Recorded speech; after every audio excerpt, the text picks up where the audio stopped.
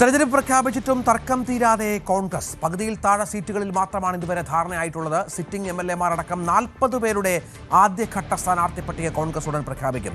ശേഷിക്കുന്നവരുടെ കാര്യത്തിൽ നാളെ നടക്കുന്ന സ്ക്രീനിംഗ് കമ്മിറ്റി യോഗത്തിലാകും തീരുമാനം. മുസ്ലിം ലീഗ്, കേരള കോൺഗ്രസ്, ജോസഫ് എന്നിവരുമായും ചർച്ചകൾ പൂർത്തിയായിട്ടില്ല. കോൺഗ്രസിന് സീറ്റ് വിട്ടു നൽകില്ലെന്ന ഉറച്ച നിലപാടിലാണ് ജോസഫ് വിഭാഗം. സ്ഥാനാർത്ഥികളെ നാളെ പ്രഖ്യാപിക്കുമെന്ന് ജോസഫ് പറഞ്ഞു. ഡാൻ കുര്യൻ ചേരുന്നു. ഡാന്, പകുതിയിൽ താഴെ സീറ്റുകളിലും സ്ഥാനാർത്ഥി പ്രഖ്യാപനം ഉണ്ടായിട്ടില്ല എന്ന് പറയുന്നത് ചെറിയ പ്രതിസന്ധി അല്ല പാർട്ടിക്ക്. കാരണം കുറഞ്ഞ സമയം മാത്രം, 7 ദിവസം മാത്രമാണ് നോമിനേഷൻ നൽകാനുള്ളത്. തെരഞ്ഞെടുപ്പ് പ്രചരണത്തിൽ CPM സ്ഥാനാർത്ഥികൾ, CPI സ്ഥാനാർത്ഥികൾ സജീവമായ പശ്ചാത്തലം കൂടി കണക്കിലെടുക്കണം. എന്താണ് നടക്കുന്നത് കോൺഗ്രസിൽ യഥാർത്ഥത്തിൽ?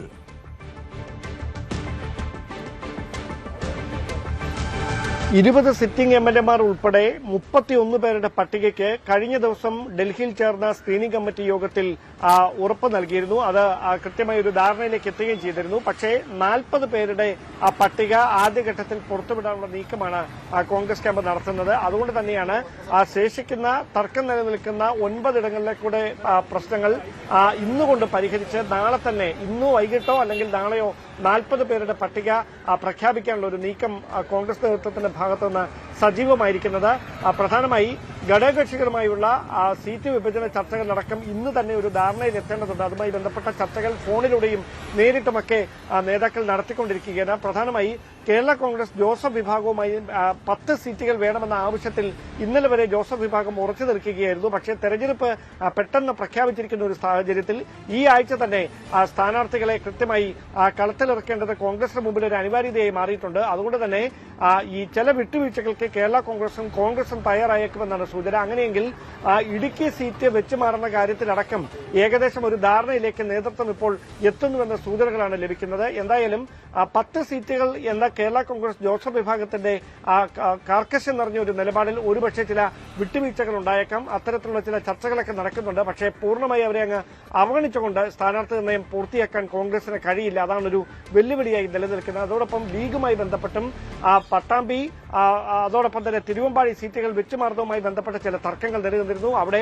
പട്ടാമ്പിയിൽ കോൺഗ്രസ് തന്നെ മത്സരിക്കും എന്ന ഒരു സാഹചര്യത്തിലാണ് ഇപ്പോൾ കാര്യങ്ങൾ. അതുകൊണ്ട് തിരുവമ്പാടി ഏറ്റെടുക്കില്ല. പകരം VS ജോയിക്ക് വേണ്ടി തവനൂർ സീറ്റായിരിക്കും പരിഗണിക്കുക എന്ന വിവരങ്ങൾ കൂടി പുറത്തു വരുന്നുണ്ട്. എന്തായാലും തർക്കങ്ങൾ നിലനിൽക്കുന്ന തിരുവനന്തപുരം, കൊല്ലം ജില്ലകളിലെ അടക്കം സീറ്റുകളുടെ കാര്യത്തിൽ 2 ദിവസത്തിനകം ധാരണയിലെത്താനാണ് നീക്കം നടക്കുന്നത്. തിരുവനന്തപുരത്ത് ഏറ്റവും ശ്രദ്ധേയമായ മത്സരം നടക്കുന്ന നേമത്തടക്കം ആരാകണം സ്ഥാനാർത്ഥി എന്ന കാര്യത്തിൽ ഇപ്പോഴും ചില അനിശ്ചിതത്വങ്ങൾ നിലനിൽക്കുന്നുണ്ട്. അതുകൊണ്ട് തന്നെ ഈ തർക്കങ്ങൾ 2 ദിവസത്തിനകം പരിഹരിച്ച് നാളത്തെ സ്ക്രീനിംഗ് കമ്മിറ്റി യോഗത്തോടെ സ്ഥാനാർത്ഥി പട്ടികയ്ക്ക് അന്തിമമായ രൂപം നൽകാനുള്ള ഒരു നീക്കമാണ് ഇപ്പോൾ കോൺഗ്രസ് ക്യാമ്പ് സജീവമാക്കിയിരിക്കുന്നത്. ഒപ്പം ഇപ്പോൾ സുധാകരൻ ഹൈക്കമാൻഡുമായുള്ള ചർച്ചയ്ക്ക് സമ്മതം അറിയിച്ചു, അല്ലെ? പുതിയ വാർത്ത അതാണെന്ന് മനസ്സിലാകും. നിലപാടിൽ ഇപ്പം ഭയപ്പെടുത്തി. അല്പം മുമ്പ് നമുക്ക് ലഭിച്ച വാർത്ത അനുസരിച്ച് ഡൽഹിയിലേക്കില്ല സുധാകരൻ എന്നുള്ളതായിരുന്നു.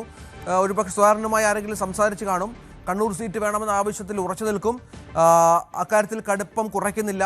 അതല്ലെങ്കിൽ സുധാകരൻ പറയുന്ന മറ്റാർക്കെങ്കിലും എന്നുള്ള നിലപാടിലേക്കും വേണമെങ്കിൽ എത്താം, അല്ലേ?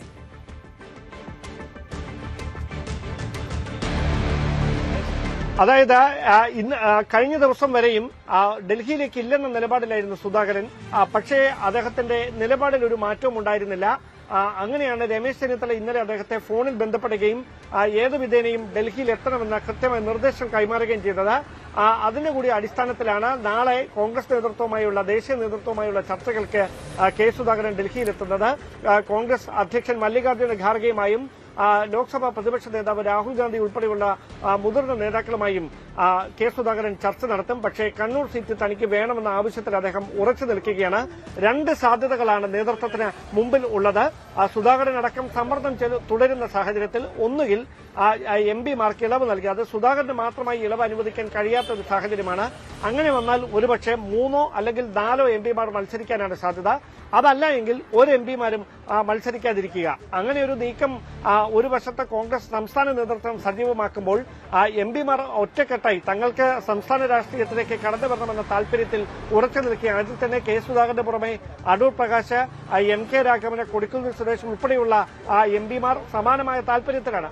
ആ ഒരു പ്രതിസന്ധിയാണ് ഹൈക്കമാൻഡിന് മുമ്പിൽ ഇക്കാര്യത്തിൽ ഒരു അന്തിമമായ ധാരണയിലേക്ക് എത്തുന്നതിന് തടസ്സമാകുന്നത്. പക്ഷേ ഇനി ഈ വിഷയം അങ്ങനെ നീട്ടിക്കൊണ്ട് പോകാൻ കഴിയില്ല. അതുകൊണ്ടാണ് ഒരു ഒത്തുതീർപ്പ് ചർച്ച ചർച്ചകൾക്കായി കെ സുധാകരനെ നാളെ ഡൽഹിയിലേക്ക് വിളിപ്പിച്ചിരിക്കുന്നത്. നാളെ അദ്ദേഹം ഡൽഹിയിലെത്തി കോൺഗ്രസ് നേതൃത്വവുമായി നടത്തുന്ന കൂടിക്കാഴ്ചയിൽ ഇപ്പോഴുണ്ടായിരിക്കുന്ന പ്രശ്നങ്ങൾക്ക് പരിഹാരമാകും. മഞ്ഞുരുക്കലിന് അത് വഴിയൊരുക്കുമെന്ന് വലിയ പ്രതീക്ഷയിലാണ് കോൺഗ്രസ് ദേശീയ നേതൃത്വം. തീർച്ചയായും അതാണ് സുധാകരനെ മെരുക്കുക എന്നുള്ളത് ഒരു വലിയ ടാസ്ക്കാണ് ഉള്ളത്. ജോസഫ് വിഭാഗത്തിന്റെ സ്ഥാനാർത്ഥി പ്രഖ്യാപനം നാളെ ഉണ്ടാകുമെന്നുള്ള വിവരം കൂടി പുറത്തു വരുന്നുണ്ട്. നാളെ വൈകിട്ടാകും. ഇടുക്കി സീറ്റിൽ ഉൾപ്പെടെ വിട്ടുവീഴ്ച ഉണ്ടായേക്കുമെന്നാണ് സൂചനകൾ. 10 സീറ്റുകൾ വേണമെന്ന് ജോസഫ് ഗ്രൂപ്പ് ഇന്നലെ നടന്ന ചർച്ചയിൽ ആവശ്യപ്പെട്ടിട്ടുണ്ട്. PA സാഗറുണ്ട്. സാഗർ, ഇടുക്കി അല്ലെങ്കിൽ മറ്റൊരു സീറ്റ്, അങ്ങനെ ഒരു ഫോർമുലയിലേക്ക് ജോസഫ് വന്നു എന്നാണ് മനസ്സിലാക്കുന്നത്. സാഗറിലേക്ക് വരാം. ജോസഫിന്റെ വാക്കുകൾ കേൾക്കാം. നമ്മൾ എത്ര സീറ്റാണ് നിലവിൽ ക്ലെയിം ചെയ്യുന്നത്? കേരള കോൺഗ്രസ്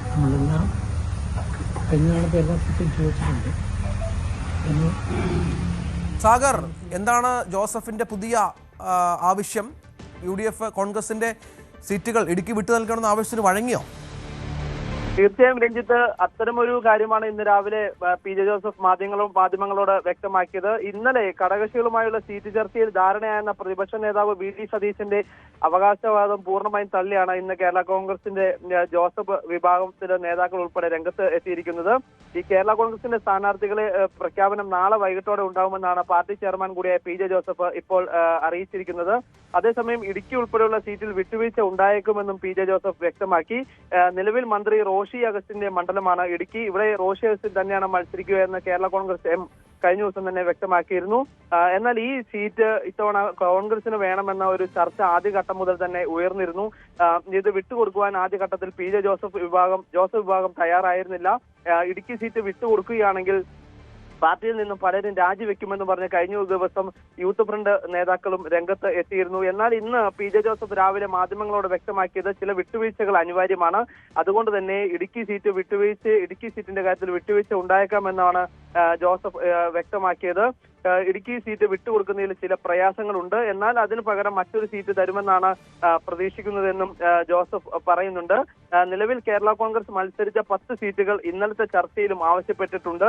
ഇന്നും ചർച്ച തുടരുമെന്നാണ് നമുക്ക് മനസ്സിലാവുന്നത്. ചർച്ചയിൽ പ്രതീക്ഷ ഉണ്ടെന്ന് തന്നെയാണ് നേതാക്കൾ പറയുന്നത്.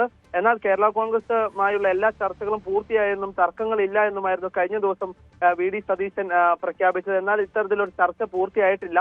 ഇന്നും സീറ്റ് ചർച്ചകൾ തുടരും. നാളെ വൈകിട്ടോടെ തന്നെ കേരള കോൺഗ്രസിന്റെ സ്ഥാനാർത്ഥികളെ പ്രഖ്യാപിക്കുവാൻ കഴിയും എന്നാണ് ജോസഫ് പറയുന്നത്. രഞ്ജിത്ത്, സാഗർ വിവരങ്ങൾ പങ്കുവച്ചു.